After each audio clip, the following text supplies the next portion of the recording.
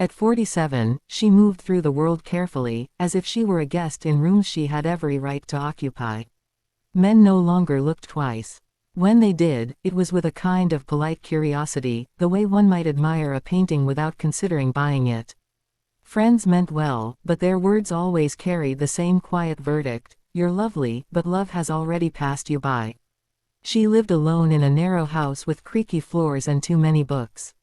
The walls were lined with stories that promised passion and second chances, though she had begun to think those things belonged only to fiction.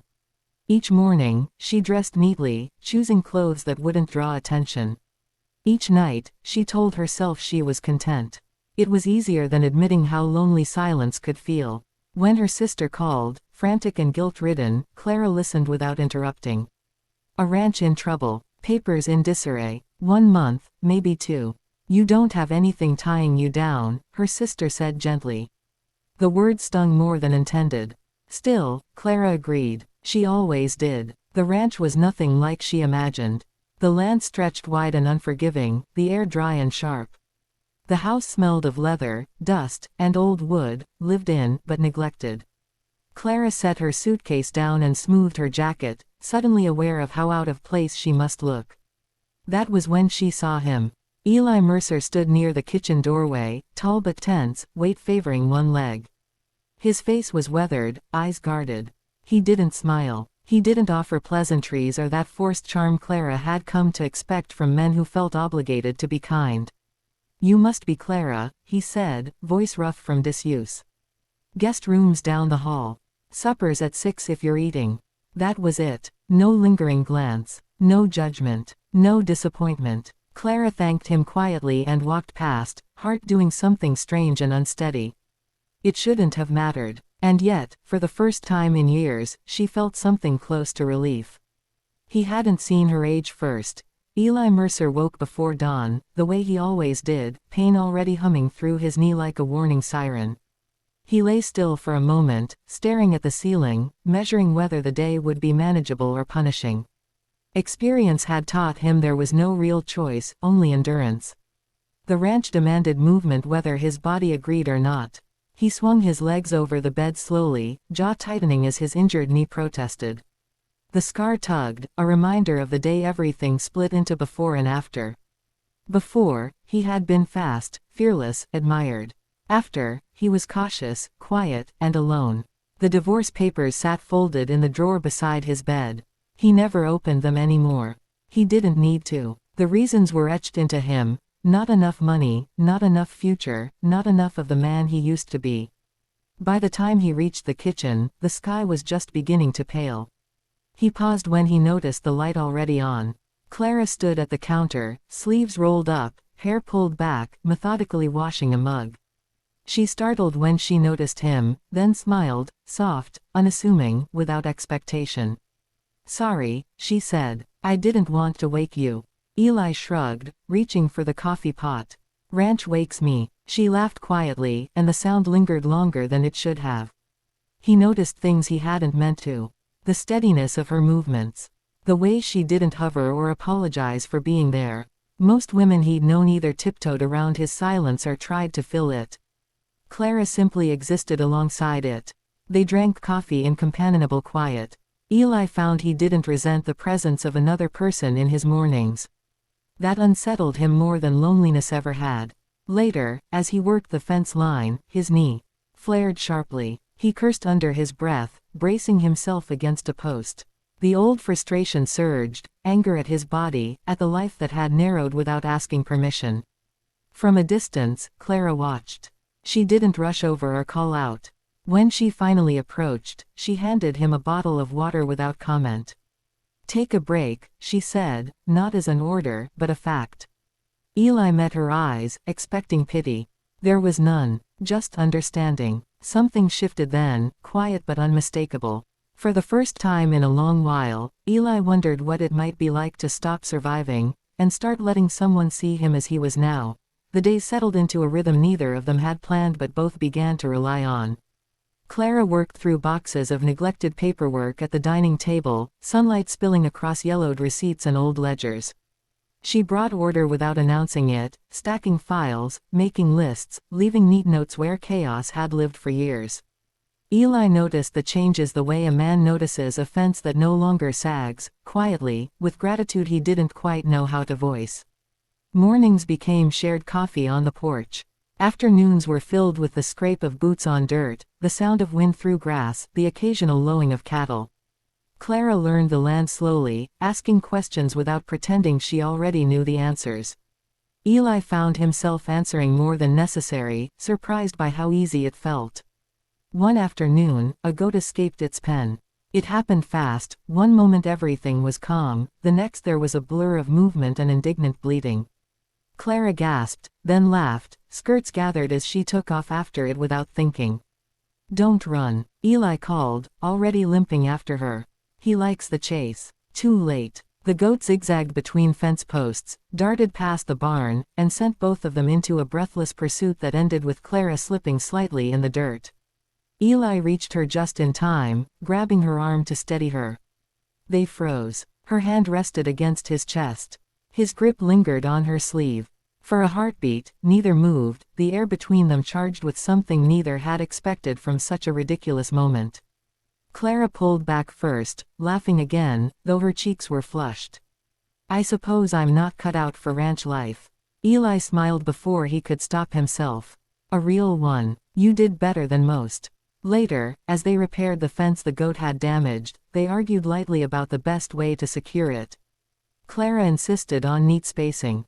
Eli insisted practicality mattered more than appearance. "Your way looks nicer," he admitted finally. "And your way works longer," she replied. They shared a look, both recognizing the truth in that balance. That evening, as the sun sank low and painted the land in amber, Eli found himself watching Clara instead of the horizon.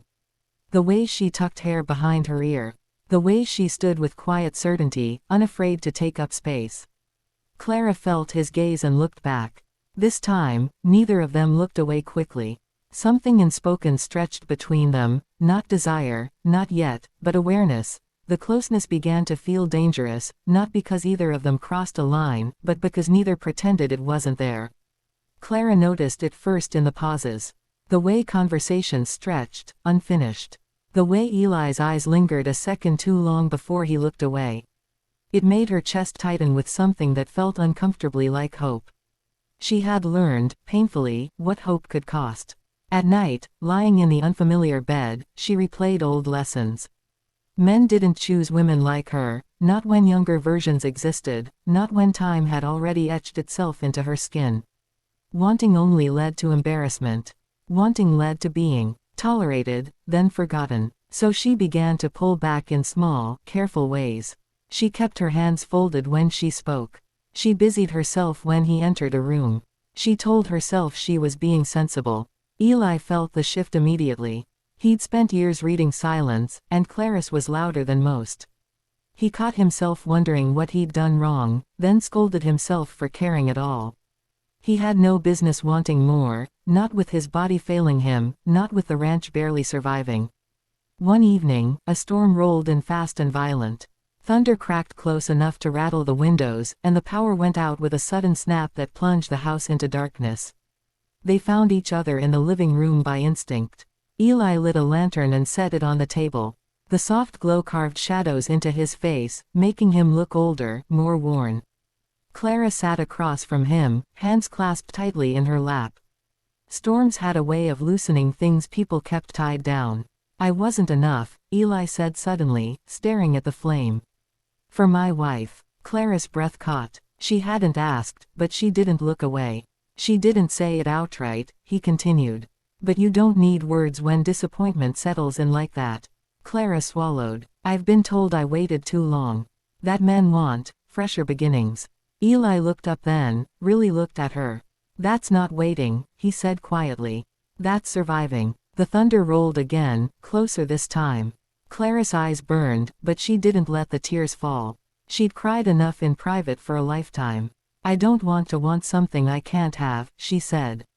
Eli's jaw tightened. "Neither do I." Their eyes held, heavy with everything neither dared to name. The lantern flickered. Outside, rain hammered the roof like a warning. Still, neither of them moved. Fear sat between them, not of each other, but of believing that this, somehow, might be real. The storm passed sometime after midnight, leaving the house wrapped in a thick, listening quiet. The lantern still burned low on the table, its light softer now, steadier. Neither of them had moved far from where they'd been sitting, as if standing might break whatever fragile truce held the moment together. Eli was the first to shift. He leaned back, wincing slightly as his knee protested, then exhaled like a man coming to a decision he'd avoided too long. "I've been wrong before," he said. "About what I thought I needed." Clara's fingers tightened around each other. She didn't trust herself to speak yet. "I thought strength meant not needing anyone," he went on. "Thought love was supposed to feel easy, impressive. Like something you show off." He shook his head once. "That kind of thinking cost me everything." Clara finally met his gaze. "I've spent years trying not to be a burden," she said softly. "Making myself smaller so no one would feel obligated." Eli frowned. "You don't feel like a burden." She let out a quiet, humorless laugh. "That's because I'm careful." Something in her voice struck him deeper than anger ever could. He leaned forward, elbows on his knees, eyes steady on hers. "I don't want careful," he said. "I want honest." The word settled between them, heavy and irreversible. Clara's heart pounded. Every instinct told her to retreat, to protect herself from disappointment. But another voice, quieter, braver, whispered that this was the kind of moment people waited lifetimes for. "I'm not young," she said, the truth rising like a shield. "I come with years and habits and regrets." Eli didn't hesitate. "Good." She blinked, thrown off balance. "I don't want someone younger," he continued. "I don't want someone who hasn't been knocked around by life and learned what lasts." His voice roughened. "I want someone who knows themselves." He stood then, slow and deliberate, and crossed the small space between them. He stopped close, but not touching, giving her room to step back if she needed it. "You're perfect for me," he said. Not softly, not dramatically, simply. Clara's breath broke. Tears slipped free before she could stop them, hot and sudden. No one had ever said those words to her without an unspoken if attached.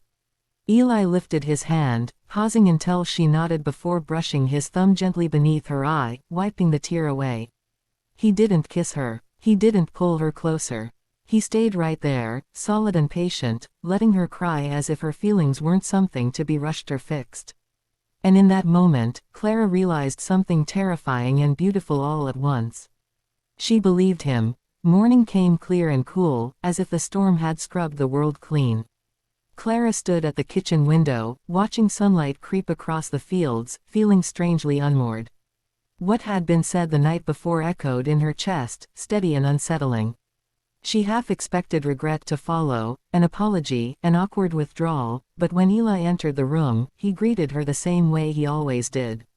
No distance, no pressure, just presence. "Coffee?" he asked. "Yes," she replied, surprised at how calm her voice sounded. They moved around each other easily, like people who had already agreed on something important, even if the shape of it hadn't fully formed yet. There were no declarations, no rushed conclusions. Just small decisions quietly made. Later that week, Clara helped Eli review the ranch finances. They spread papers across the table, shoulders nearly touching. The numbers were tight, the margins thinner than either liked. "It's bad," Clara said carefully. "But it's not hopeless." Eli studied her notes, the way she'd reorganized everything into something manageable. "You really think that?" "I do," she said. "If we make a few changes together." The word slipped out naturally. Eli looked at her then, something like wonder flickering across his face. He nodded once. "Then let's do it." They began choosing each other in practical ways. Fixing the fence before the roof. Cutting costs. Planning months ahead instead of days. Clara started leaving her books on the nightstand downstairs. Eli found himself waiting for her opinion before making decisions he used to shoulder alone. The town noticed. At the feed store, glances lingered. At the diner, whispers followed. Clara felt the old reflex to shrink, to explain herself, but Eli reached for her hand, firm and unapologetic. One man muttered something about age. Eli didn't raise his voice. "I already have what I want," he said. And I'm not interested in trading up. The words warmed Clara more than praise ever could. Still, doubts crept in during quiet moments. Clara caught herself studying her reflection, counting years. Eli wrestled with his limitations, wondering how long his body would hold up.